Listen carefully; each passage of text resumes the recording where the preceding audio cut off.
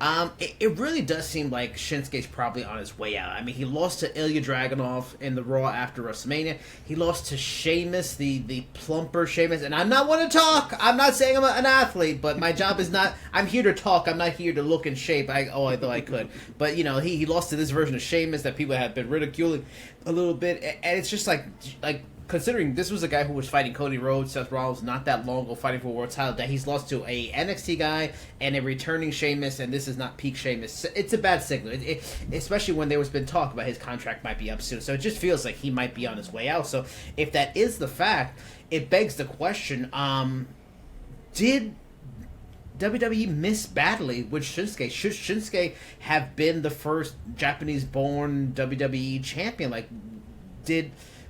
Do you see his time in the company as a disappointment?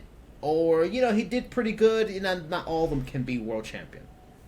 Yeah, I mean, I wouldn't go so far as to call it a disappointment. The dude really has had a solid run, a lot of main event programs, a lot of marquee matchups, and a lot of major highlights. The writing is pretty much on the wall. It really does feel like he's on his way out, which really is a shame because I would have really loved to have seen him get that label of the first Japanese-born world champ, and he would have been the right guy to do it too. The dude, he has the lineage, you know what I mean. A legendary career in New Japan before coming to WWE, like you said. But yeah, I mean, it really is a shame because the NXT run is probably going to be seen as his peak in WWE. The match with Sami Zayn to debut was incredible, really set the bar for what to expect from him there. His NXT title run was great too. And then when he came to the main roster, it seemed like the sky was the limit. Got put into the title program with AJ, and they just didn't pull the trigger. Not to mention that the match at Mania between them was a little bit underwhelming, and their matches got better as it progressed. But I don't know, something just went off there, and he never really truly recovered. Like, he had some highlights, some of his heel runs, with the accent and things like that, where he was playing up that villainous kind of role was entertaining, but it never really clicked the way I thought people expected it to.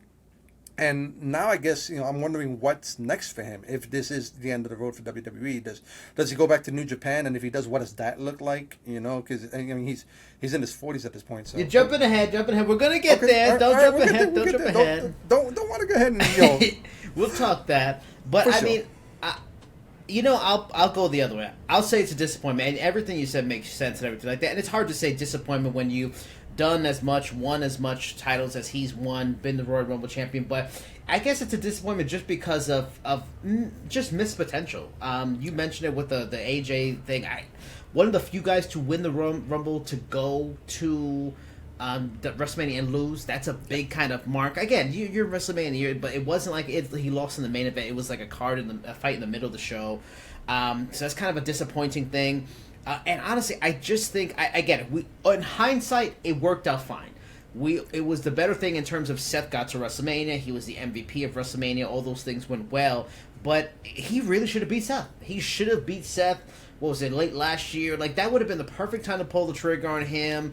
Show him as a champion and stuff like that. And that, I think they missed with it. Just his weird tag team things. He was in a weird pseudo faction with Sami Zayn and Cesaro, a lot of disappointing things for someone so talented in the ring as a character. It just is sad that, of course, we all know who's to blame, because when who was to blame is gone, all of a sudden they did Shinsuke in a way that was played to his strengths, but it's probably too little too late on him. Right. Yeah, I mean, it might have been too late to pull the trigger at that point, which really is a shame. Peak Shinsuke coming fresh off of NXT with this regime might have worked out a little bit better, or at least a little differently than it did. It just really is a shame. And there really were some weird spots there. His tag team run, the IC title run wasn't all that bad. You know what I mean? Like, he really did have some highlights, and it really felt like he was on the cusp. And what really is a shame too is that he was put in a few world title programs, and just they never pulled the trigger, not once. Match after match after match, L after L. Fans at some point just can't take him seriously. And when it got to this point where he's feuding with Seth, even if they would have pulled the trigger on him, the best we could have hoped for was maybe a month kind of reign, or like a transitional type of thing. There really wasn't much to hope for because they had cooled him off so much. So, beyond this, it really is a shame to see in hindsight what the run ended up being. It wasn't a total loss, but it definitely could have been a whole lot better. Yeah, I think that the last thing will be in the end. He kind of set the stage in that he showed that a New Japan star can come over and do some big things. Like that's why the Okada signing, like the fact that Okada didn't sign, I think the stage was set for Okada to come in and really do some big things because he kind of he would be the shoulders for Okada to stand on. But going off of that, like, so where does he go? I mean, it really does feel like he's probably going to be leaving soon. I personally, I'd rather see him go back to New Japan. I think he'd just be another wasted great in AEW. In New Japan, Okada left. New Japan's almost waiting for a savior at this point. Okada left. Ospreay's gone. They lost Switchblade, Jay White. They lost all these big stars. Naito's getting older. A lot of people are getting older. Like, yeah, not to say Shinsuke's young, but him returning after this, still successful in a lot of ways in some perspectives, run in America, North America, to come back and fill that void as the top guy again. I think that'd be a great final act for him. What do you feel? Do you agree, disagree?